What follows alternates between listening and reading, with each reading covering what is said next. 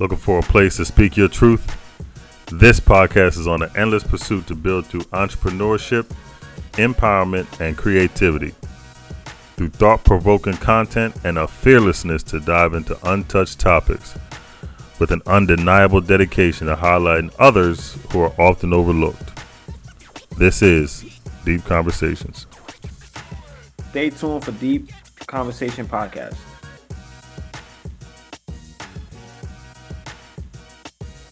Welcome to Deep Conversations Podcast, everybody. I'm your host, Ryan Stewart. And on this episode, we're gonna uncover the raw, the real, and the transformative stories that shape us. And today, I'm honored to have Miss Renee Brown.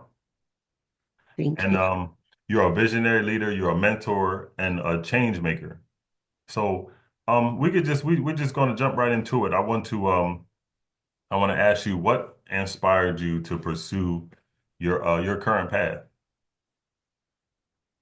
So my current path, first of all, let's start there. It's March the 15th, Mm-hmm. and officially I left my corporate role last at GE Aerospace just before Christmas of 2024. It's been a long journey. You know, when I graduated high school just a little over 30 years ago, I had no intention of working for anyone for 30 years. I always knew that I had something more to offer. When I went out to college, I didn't quite know exactly, what I would do, how I would do it, but I knew I wanted to make a difference. And I also knew that I wanted to work for myself. I wanted to create my own business. But like I said, I didn't quite know what or how. So going to college for me was extremely important because I knew that it would create options for me. And that's what I wanted more than anything was options. So over this last 30 years of journeying into myself, discovering truly who I am, what my gifts are, what my sort of mission and purpose is. That's what has led me ultimately to finally resigning and stepping out saying, okay, I'm ready to do what I believe I've been called to do. But it took a long time to to get to the place where I have this knowing and I'm clear about who I am and what I have to offer, and more importantly, extremely enthusiastic about it. So that's so we can break it down, but it's a lot to unpack. But that's ultimately it. I always wanted to work for myself, didn't quite know how or what. And when I actually finished law school 17 years ago, and so when I came out of law school at that time, the intent was definitely not to go back into the corporate world, but I came out during that financial crisis, and that was an extremely challenging time in my life. And to be honest, I came out planning to practice law, and I'm going to call it the Holy Spirit for me said, "No, you're supposed to do something. You're supposed to do ministry work." And we got ministry. I'm not doing no ministry work after law school. Like, Lord, come on, now go with that. That's how I felt, right?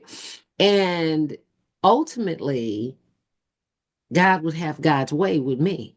And so, because really everything I'm doing, it's still ministry. It's not ministry in the sense of a church or traditional ministry, but I think writing, speaking, comedy, making music, all of which is what I'm doing right now.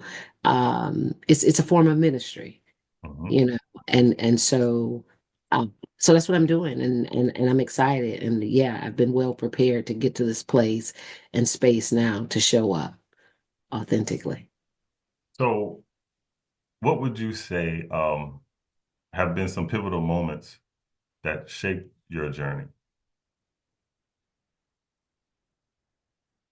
So I would say first and foremost, I was raised with my great grandmother. So I'm from Detroit.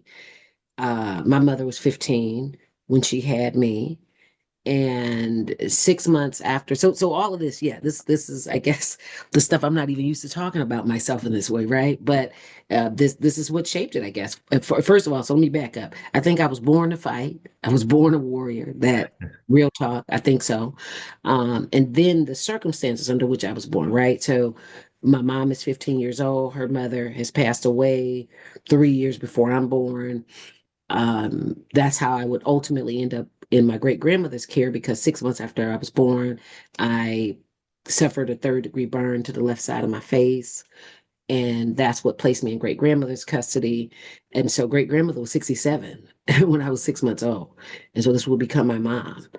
Um, so that in itself, I didn't fully understand the circumstances of being born Black, female, of darker skin.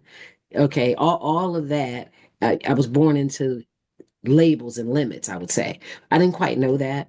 I just was a dreamy kid, all just dreamy. And like I said, I think I was born to fight because I had a lot of energy as a child, a lot of vision, and no one could shake it.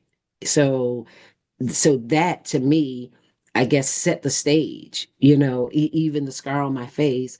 I could have had plastic surgery, not until I was 15, but by that point, I was cool with who I was, and this wasn't causing me such an uproar. Like, oh my God, I'm not getting boys. Boys don't like me. Maybe if they didn't like me, then that might would have created a different situation. But that wasn't the issue.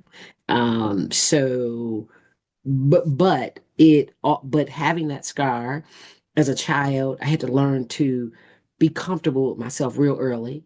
Okay. So I think all of that contributed to really developing a sense of self early, being raised with old people because they don't talk to you like a child. They talking to you like she's 67. Okay. She talking to you like you 67 and you only three.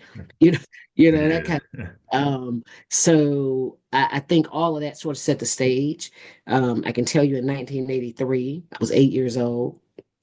And because I had great grandmother introduced me to this notion of God by way of Christianity, and so I like to say she was Jesus's sister. She was because that's the way she ran the house. Like, I mean, really, I'm from Detroit. I didn't learn to dance because that was secular music, so that was evil. That I couldn't hear that in my home, and so she laid that kind of foundation of faith, right? So 1983, when I hear the Spirit say, "One day the world's going to know me for doing great things." She didn't even believe that. Great grandmother was like, "What? Stop dreaming." But that just went in one ear and out the other. I continue to believe. So I would say that set the stage, and I never stopped dreaming. Um, and I never gave up. Like even at 6 years old, I remember having to finish teaching myself to ride my own bike. Like that's the kind of spirit that I had. Like so my uncle and my cousin, both guys, they had the duty of teaching me to ride my bike. And they kind of gave out on me like, well, she ain't learning fast enough. We ain't got time. So this Saturday, I'll never forget. I woke up, Ryan, and see, this was the thing. I was a young visionary. I already had it envisioned. I could see myself riding. So I had a whole plan. Okay, I'm going to the garage. I'm gonna get my bike. And we used to have what they call banana seat boats. So I had this little blue bike with this big banana seat. I'm calling it a seat boat. But um, I got on that bike. I went barreling down the driveway, cut the corner. I fell off. And mind you, I'm a girl, and I'm sure I felt like crying, but I didn't. I just got back up and I rode my bike. And I just remember coming back yelling, like, I got it. I got it. I was so excited. So that was my life, right? Like, I didn't have a lot of things, but I think because of being raised with great grandmother and being raised under the Christian faith, that laid the foundation for me to be grateful for my life, be humble, and instead of crying like, oh, I don't have my mom, I don't have my dad, and don't get me wrong, I'm not trying to make light of it because I do think you need your mother and father, and I can certainly attest now to how not having them did impact me in some ways, right? But at the end of the day, in the overall grand scheme of things, no, I just was thankful, and I took life for what it was and just kept dreaming, kept believing, and never gave up. So that's, I mean, I don't know, that's a lot, but that's how it started for me. Well, it when you look at it, she instilled a lot of principles in you, even though, you know, the like you said, she was 67 and you said you was 6 months old. six No, months. 6 months. Oh, 6 months. Yeah. So see, it's a I feel like we that was a different generation. You know what I mean? That was a of teaching. It was I I'm older now, so I wouldn't call it tough. Maybe I would say tough then, but it was different principles that they carry with, and it Mhm. instills in you a certain. Sometimes they don't even have to talk. It's just the way that they move, and because kids are going to watch regardless. Mhm. So Mhm. the things that she did, that that instilled in you, and that kind of leads me to my next question of the principles and the values. What principles and values guided your decision making and your leadership? So, as I said, faith first and foremost, right? Like, faith, hope, and love. Faith, hope, and love are the core virtues, principles that have governed my life. Um, And if you're not a spirit person or religious person, then you talk about risk. But risk taking and faith walking are really the same thing, right? So if you're not willing to step out on faith or take risk, uh, you probably are going to be limited, okay, in what you do and how you do and how much impact you can make. So for me, yeah, that was instilled in me real early. Okay.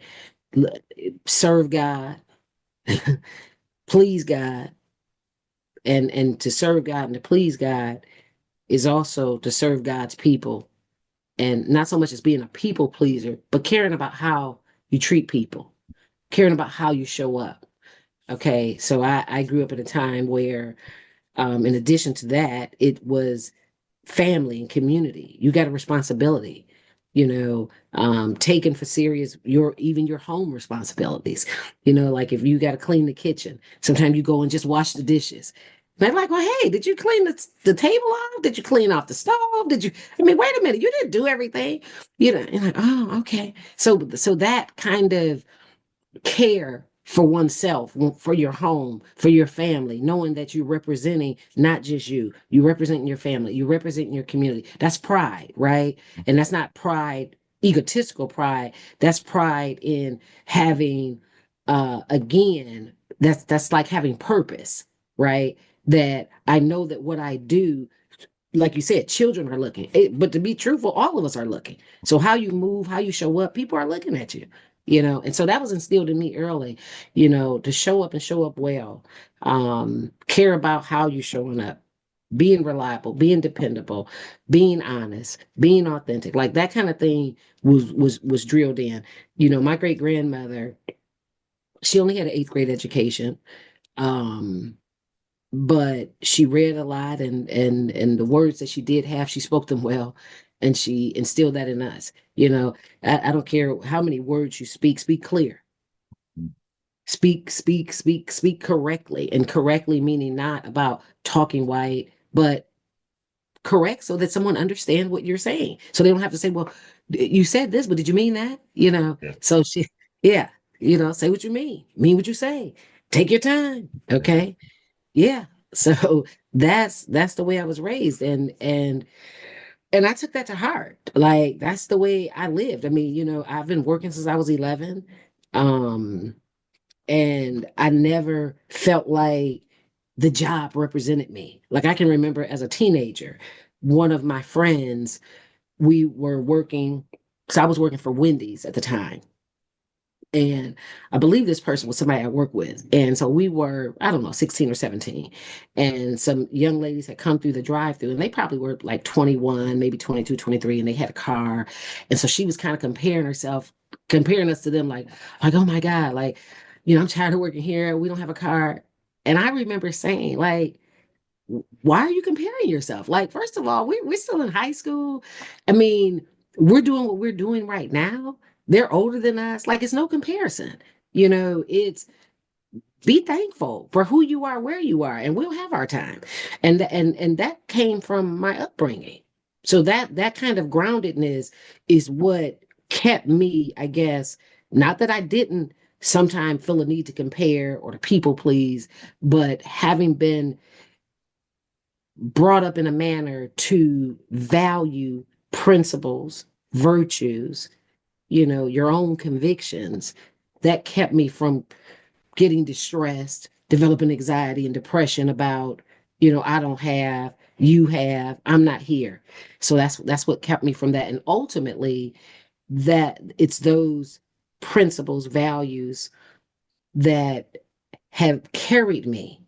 I'm turning 50 this year. So it's yeah, that's what's brought me here and brought me and has put me in a position now where I know that I can be of great service to other folks because I know what it takes, if you will, to come from the bottom, or the young people say, come out the mud.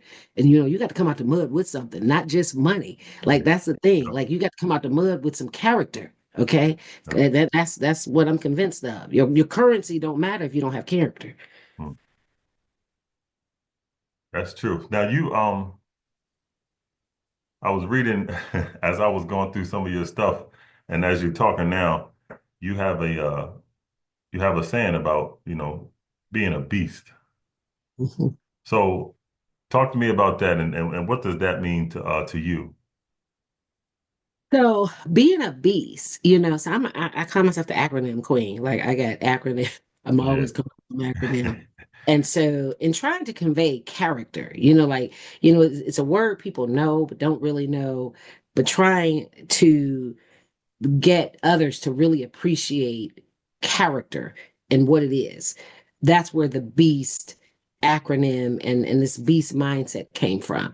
When I so character is a whole lot of virtues, right? It's a number of virtues, it's a lot of traits that make up character. But beast which stands for bravery, enthusiasm, authenticity, self-control, and thankfulness. I believe are some of the key virtues and character traits you must have because from them, like for instance, let's just take enthusiasm is hope, and hope is optimism and vision, you see, and a determination. So you got to have that authenticity, being honest with yourself, with others, um not wavering, just to fit in, not compromising. Don't get me wrong. Sometimes there's a time and place for everything. But at the end of the day, you have to be you if you're going to be comfortable. Now, I think you should be concerned about being a better you, right? But at the end of the day, you have to be you, whoever you are, wherever you are. And you have to be comfortable with that. So when I look at my life and how I've journeyed from little Renee to now middle age. That's hard for me to believe. Middle age, Renee. Yeah, middle age. Yeah, I'm a beast, baby. I'm a beast. And so brave as ever. I stay enthusiastic. Like Mhm. in this energy, I stay high on happy. Okay. And I think you gotta have that, right? That energy. Um, so that's what the beast represents. And it's like, be a beast and not a boss. That's another thing. I know we've been using the word boss a lot, but boss to me is about controlling, Mm. controlling somebody. You don't want to control nobody. You just want to be, you want to try to control yourself. And so to me, when you say I'm a beast and you know what beast represents, then it gives you the strength to keep going, the courage to face, some new mountains, overcome some larger obstacles or whatever. But that's what beast is. And so that really came clear to me last year in preparation for a speaker event. And so yeah, break free. I even did that was my first rap song was break free. And I was talking about breaking free from insecurities, right? And why am I insecure? I'm a beast. I don't have no reason to be insecure. Yeah, so I figured bees, men, and this one, men and women could appreciate, so it's not just, even though most of what I do is very much focused on women. Mhm. Certainly being a person of character is for all of us. And so Beast to me was a great symbol of being a great person of character, male or female, young or old, whatever. So that's what. And you can't, you was talking about, having faith. You can't be no punk when you walk, when you walking with God, because it's going to be a lot of things that come your way that you're going to have to stand up to and face and have some courage. You know what I mean? So when I was reading that, I'm like, yeah, that does that attaches to everybody. You know what I mean? Because Everybody. you have to be, like you said, it's brave. You got to be in order to be brave, you got to be enthusiastic, because if you're not enthusiastic, nobody's going to believe what you're saying anyway. You know what I mean? So it goes, like I said, I was reading, I'm like, yeah, that you never think about it like that, because I mean, a lot of times you're just kind of going on about your business and you're trying to, Mhm. find your way, but you do have to have a purpose. And if you want to succeed in something, you have to be a beast, because there's people, I mean, we're all humans, but when you stepping into business, there's going to be people who's going to try to weed out Yes. the punk. I'm gonna say the punk. You know what I mean? And Yeah.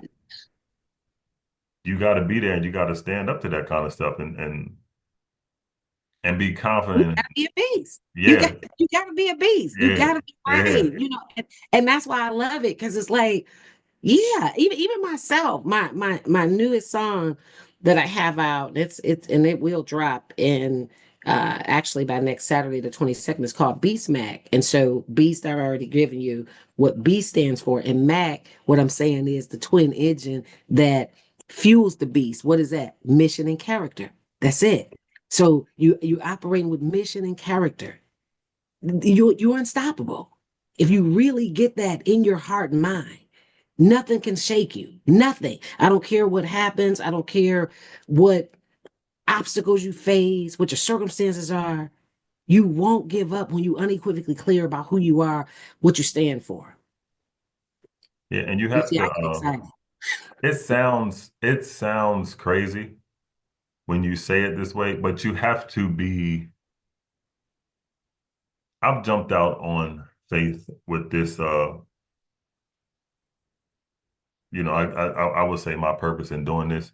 I jumped out on faith 3 years ago, and you go through a lot of obstacles and things, but you have to,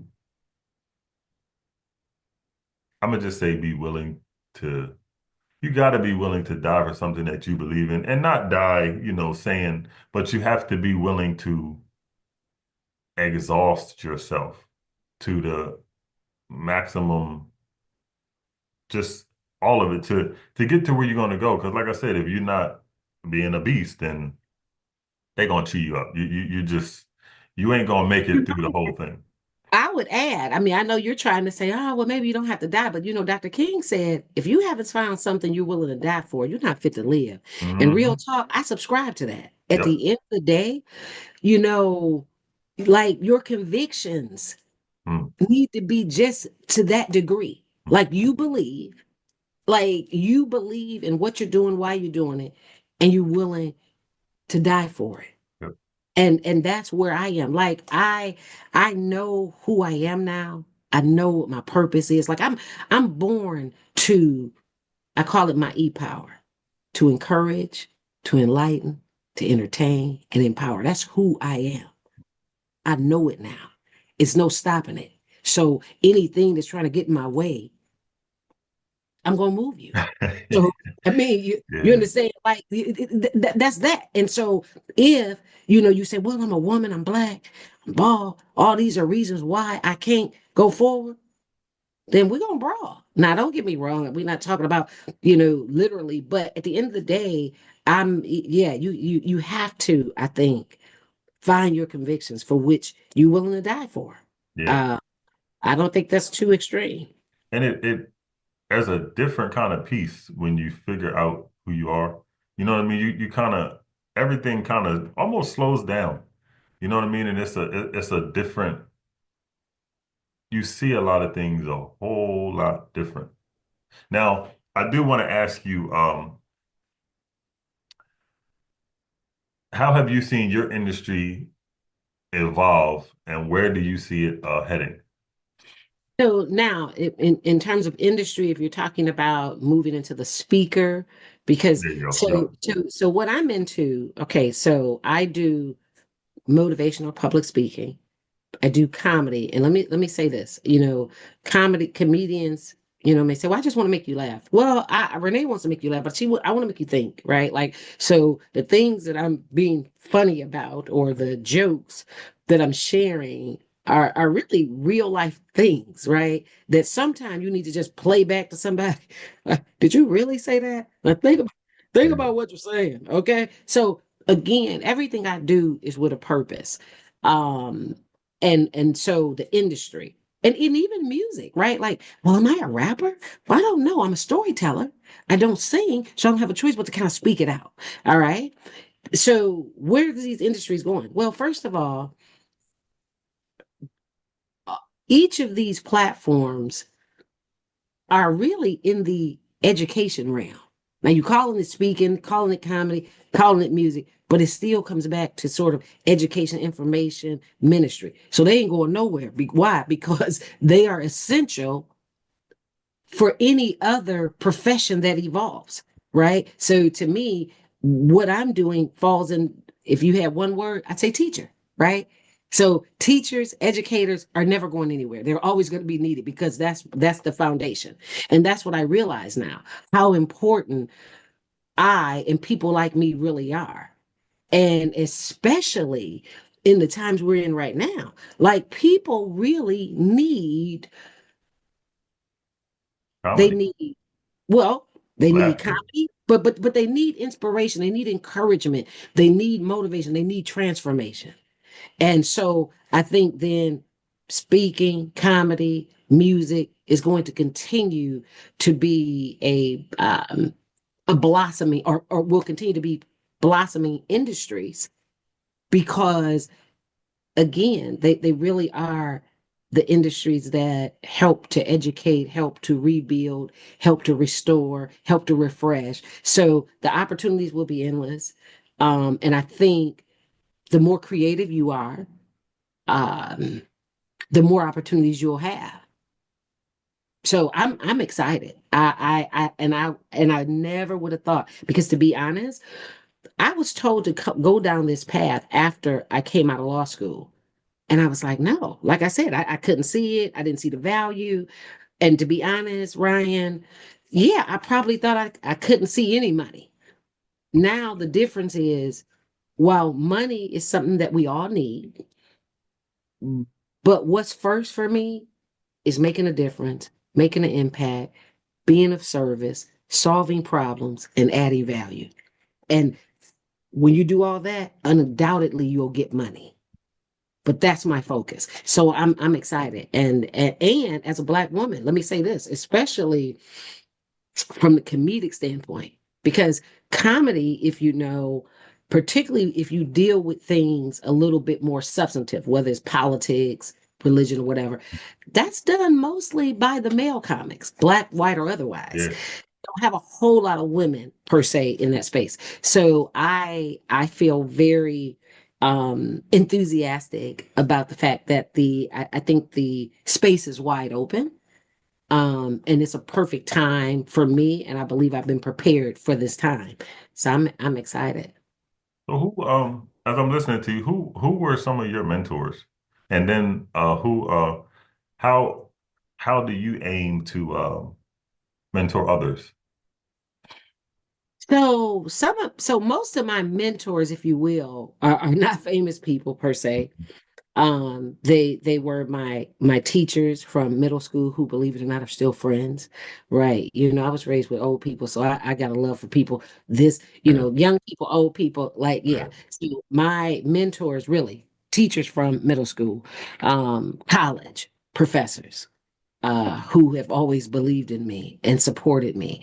Even when I first came to New York City 27 years ago, I was an intern for NBC, and my manager who retired as the vice president of public affairs, Anna Carbonell. This little bitty Hispanic lady, I think she's Puerto Rican. She believed in this little black girl from Detroit. She poured a lot into me, and even in just talking to her last week, she's so proud. I'm so proud. And she always told me, kid, you had it. So these were my mentors. Um, but also, I'll tell you, Charles Hamilton Houston. So he was the dean of Howard University's law school. He was Thurgood Marshall's mentor and friend, and he also was really the architect of the Brown versus Board case. And he's someone I came to really learn about and love, and especially for his saying, he said, as long as he lived, he was going to have something to say about the way in which this world operates. And when I read that, that just resonated with me so deeply. And that's me. That's me. So I have always been inspired by most of our ancestors. To be honest, Harriet Tubman is another. I would say I'm her niece, might be her daughter, because I have that kind of spirit, that kind of desire to serve. And most of all, because she was such a spirit person and a faith person. So that lady, her story, her life has always inspired me. And even right now, because I kind of feel like I'm among the people who are trying to help break many of us out of the shackles that are still holding our minds, right? So yeah, but Harriet Tubman, Charles Hamilton Houston, all of my professors and teachers who are watching now still, I thank God for them because and I do want to say this last note on that, because I was a child who didn't have parents at home per se to help me with homework, right? And you know how a lot of time people talk today about, the parents aren't there. The parents need to do. And don't get me wrong, parents do need to do. But you know what? This is what I'm talking about character. See, I was fortunate to grow up at a time where teachers were so full of character and so were administrators. And so they gave themselves to young people like me because I didn't have someone at home who could really help me with homework. Okay. And I was eager to learn. But because these folks extended themselves well beyond the classroom, that's what has me here today. And that's what I'm saying to the rest of us. Like, don't get me wrong. Yeah, people need to do better and parents should do more. But the fact is, a whole lot of people can't. So if you're in that space, as a teacher, instructor, professor, yeah, more is required. I know it's not fair sometimes, but you are a major difference maker. And so to me, when we talk about mentors, I know we look to a lot of famous people, but most of the greatest mentors are the people that you don't know their names. They Yep. just at the school, in the Yep. community. And that's who it's been for me. Yeah, it's listening to you and it's this going back to what you said about you were saying the industry's in a good space because we need a lot of teachers. This generation needs that so much. When you look at the way they have so much that is I guess you could say, I don't want to say or distracting them. It's so Hmm. much Hmm. distracting and they do, when you talk to them, they got so much purpose and they got so many ideas, but the distractions all around. And the teachers now, like you said, they're getting kind of wore out. You know what I mean? You can tell, and the kids they almost have to figure it out themselves, and it's causing a lot of frustration, anger, and it's almost you look at it and it's like a strategic thing for this generation that they want this to happen. The kids can't think for themselves. You know what I mean? You need those teachers and those role models that Hmm. they can lean on to help build that idea that they have and Hmm. moving forward. Because it's I feel bad sometimes for the generation and I appreciate people like you and the stuff that you do. Like you said, the messages and everything has a message that you do and the things that you teach. that's something necessary, going forward to now because I still have a little faith in this generation, but it's they're damaged. Yeah, but you know what? And I want to encourage you to keep the faith, my friend, because here's the reality. I know it looks real bad. I mean, Mhm. even when we look at our political landscape, and for a lot of folk, they think, "Oh my God, this is the worst." It's not the worst. No, And for Black folk especially, no, we yeah, don't it's survive not. worse than this. Yeah, So we definitely will come out of this. But here's the thing: it's there is a need for a serious transformation of the hearts and minds of people. In 1968, I'm going to go back to Dr. King, his Vietnam speech. He said, um, he realizes that we need a radical revolution of values. And he said that because he said, when you realize that our government, we're spending more money on military than we are on the development of the people. Okay. So that was 68. I'll give it to This it's is still doing 2025. It's worse, it. flat out. Yeah, And when he said radical revolution of values, that's character. Okay. At the end of the day, it's character. It's understanding that, first of all, nobody's better than anybody. So man isn't better than woman isn't better than man, black isn't better than white isn't better than black. So having some respect and appreciation for one another, that's what we don't have. And so what we're doing to our young people by dumbing them down, not raising them up and enabling them to be leaders as young people always had been. I mean, think about slaveholding. Many of them slaveholders were 12, 13, 14. yeah, Okay. yep, So if you tell me that somebody at 12, 13, and 14 could run a plantation of people in 18, whatever, 17, whatever, don't tell me at 23 what you can't do in 2025. Okay. So you are capable of making your own decisions, making solid decisions. Now, I realize that many of our young people haven't been equipped because they've been cradled and coddled. Okay. And we, those who are elders coming before them, we have to take ownership. And that's another thing. Most of us don't want to because it's easier to say, well, what's wrong with these kids? Well, what's wrong with them is the generation that yeah, came before them, if you want to keep it real. yep, Okay. So we need a shift. And I'm going to tell you, I'm 49. I turned 50 May the 19th.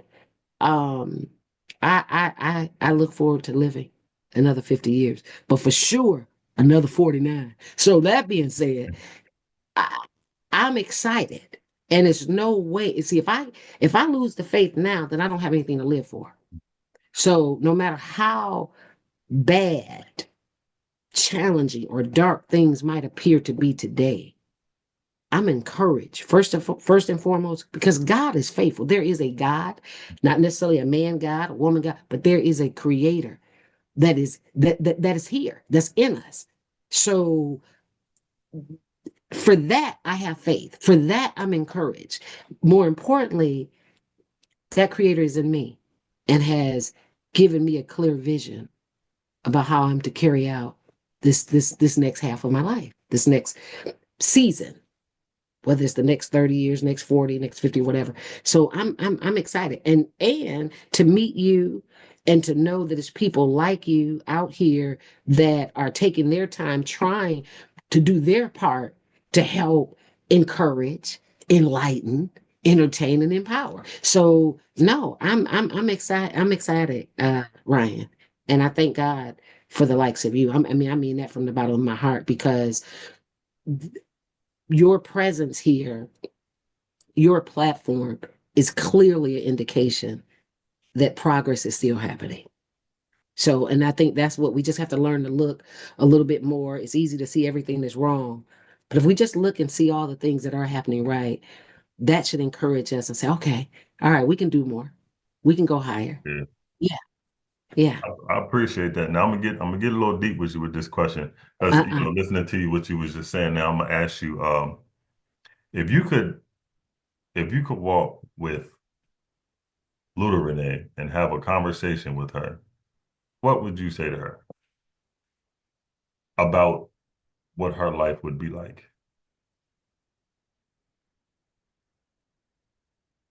Her life would be like, what would I say to her in terms of eh, help me out here? Well, just kind of just kind of giving her I guess you could just say just giving her a heads up and just, giving her some encouragement on, Okay. like, A couple of quick things, really. And this, I'm glad you asked me this question, because I thought about this to some degree the other day.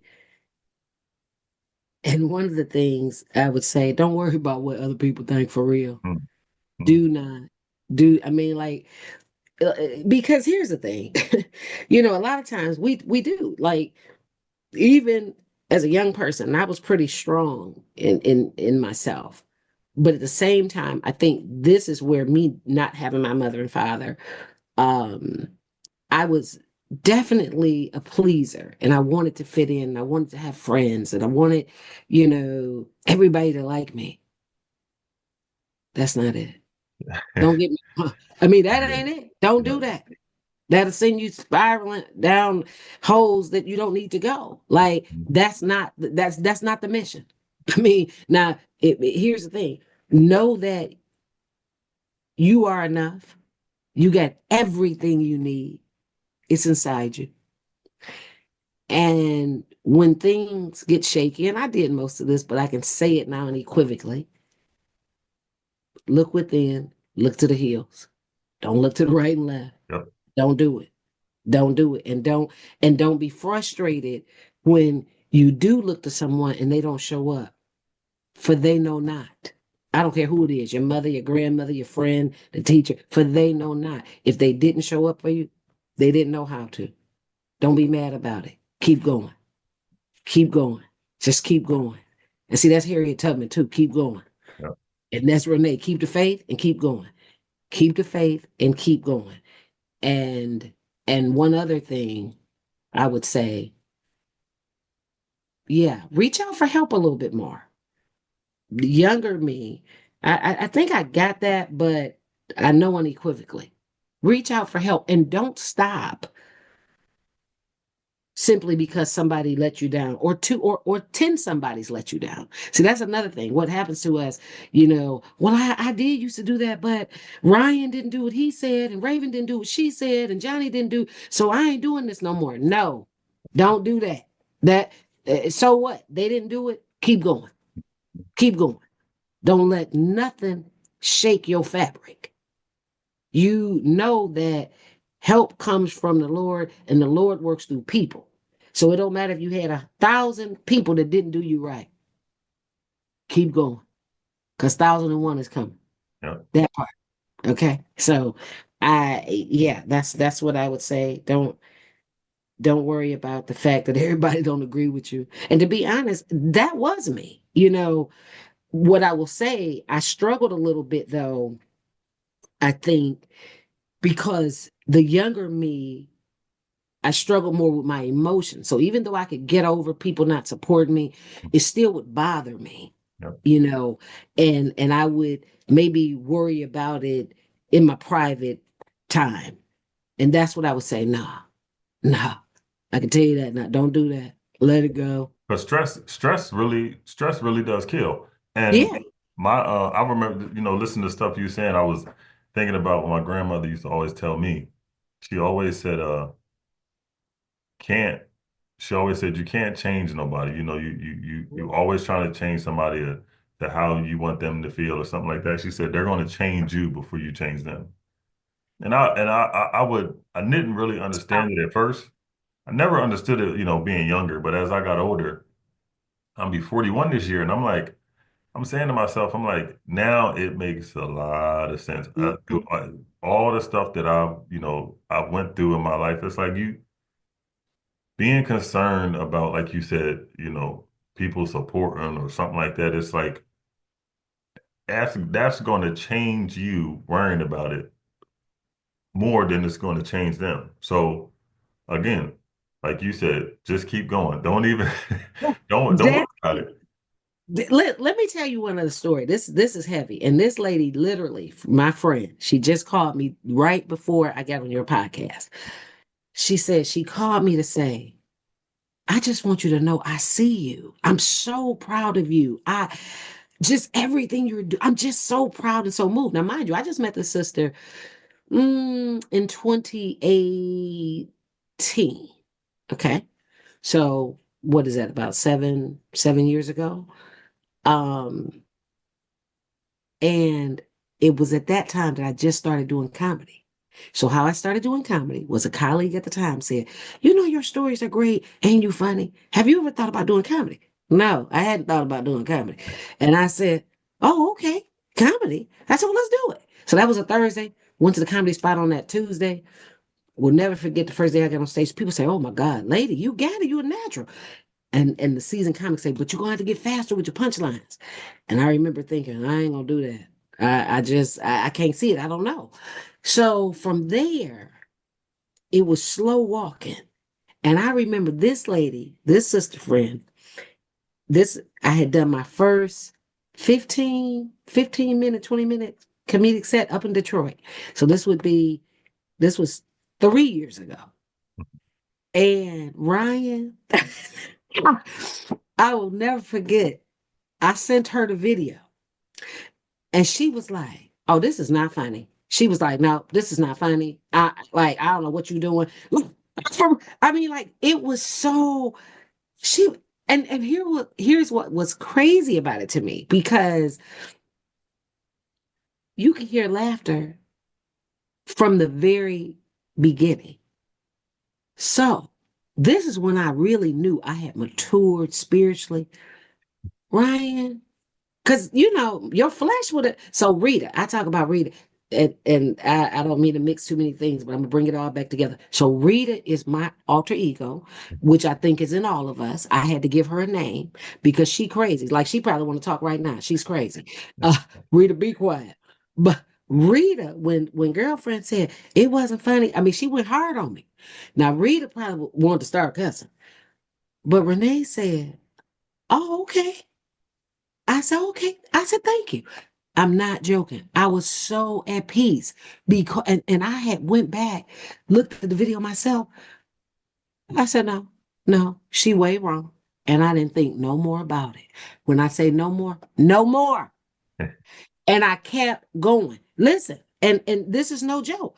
And I kept slow walking, kept doing it. And I through a sea of naysayers.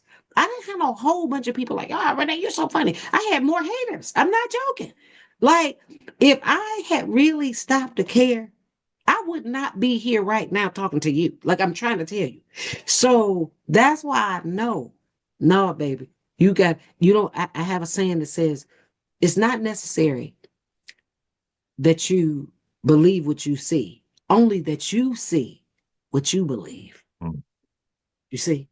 So, because if you believe what you see by sight, your naked eye might say this is impossible, or you're not going to make it, or you're not going to get there.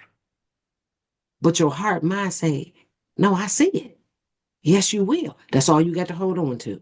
And so that's why I'm where I am today. I mean, even last week here, this past Monday, um, at Gotham this week.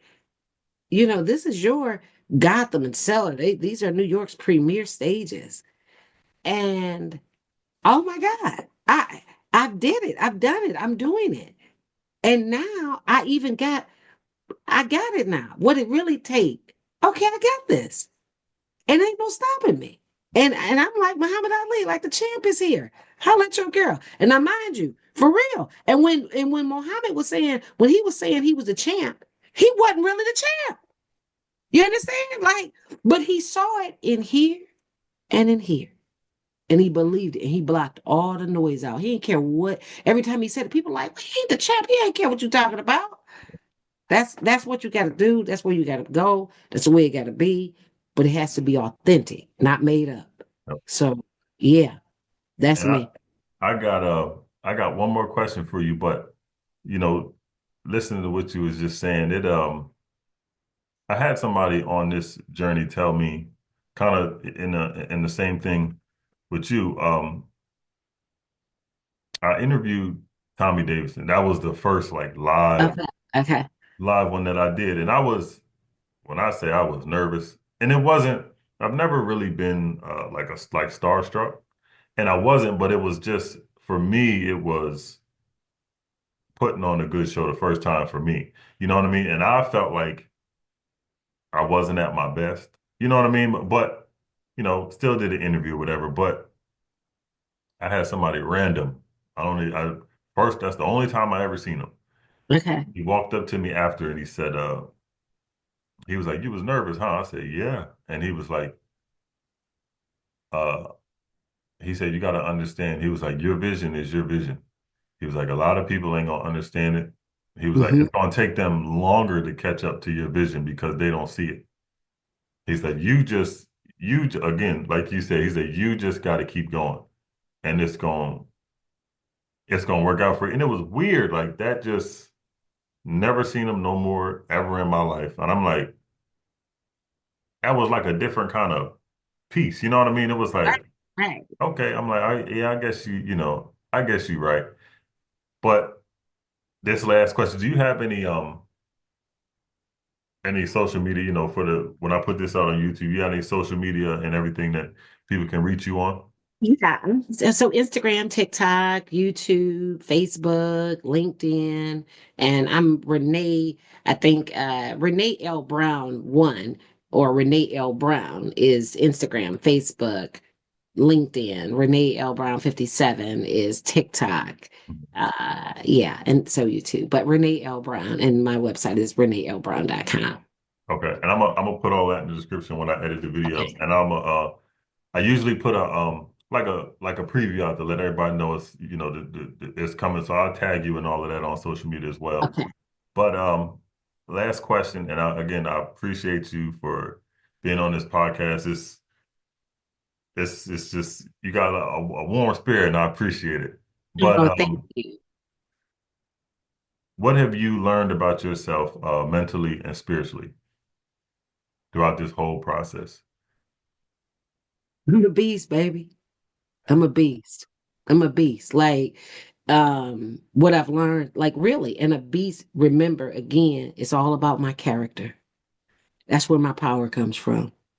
People say they see me say, "Oh, you bad. You got power. You got presence." Yeah, it's my faith. It's my character. That's all it is. And lastly, I never give up. It don't matter what it is. I'm not giving up. So I that's what I've learned. I'm unshakable, I'm unbreakable, I'm unstoppable, but it's really because of my faith. For real, for real. And I'm authentic, I'm sincere, I'm consistently me. Some people might not like what I have to say, but I'm gonna say it, and I'm gonna try to do it in love, but I'm gonna say, I mean, I'm to me, it's all about truth. And it's just about truth. I'm here to make a difference. That's all I care about. That's all I want to be known for. Did Renee do something to make the world a better place? That's it. And that's who I am. That's what I've been doing. That's what I've been consistently doing. And that's what I'm getting ready to soar to greater heights to do. But I'm a beast. I'm brave. Yeah, I'm brave. I'm bold. I'm bald.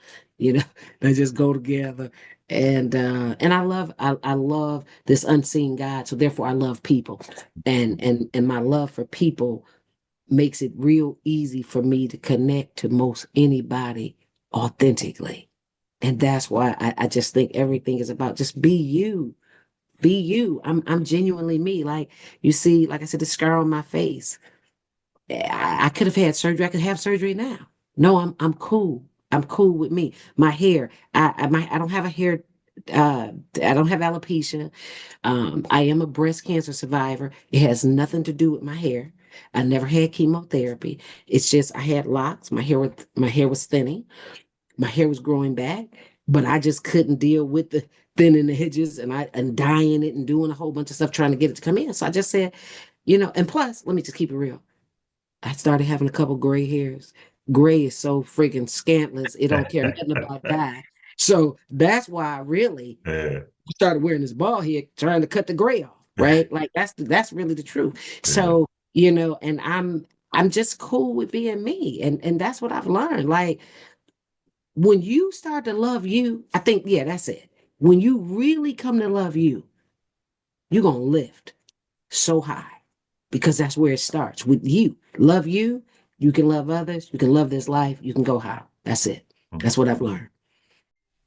You're on YouTube, baby.